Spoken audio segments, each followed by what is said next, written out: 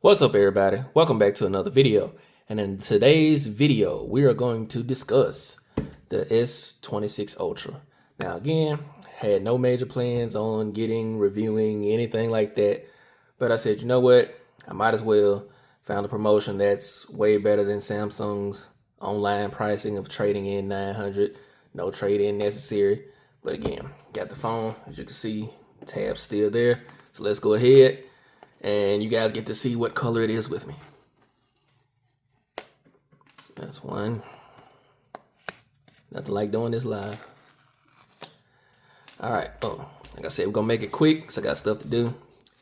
Voila. Look at that beautiful color.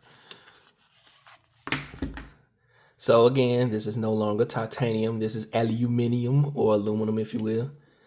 Right off the bat, feels pretty light. Feels actually lighter than the the S25 Ultra.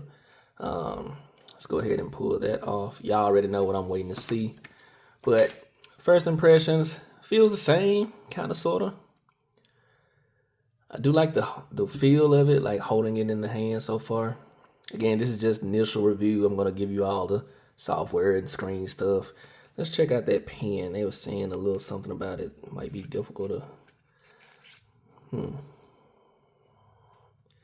Feels light.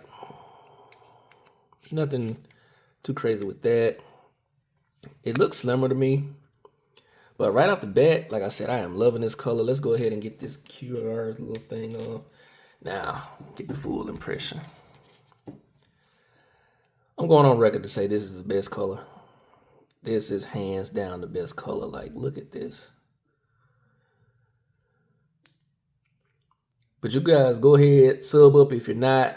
Like the video, push me out to the algorithm. We're going to check sound, the processor, the display, the main thing, the cameras, and for me, the battery life, to see is there really an improvement for the S26 Ultra over the S25 Ultra, which is being used to record this video at this time.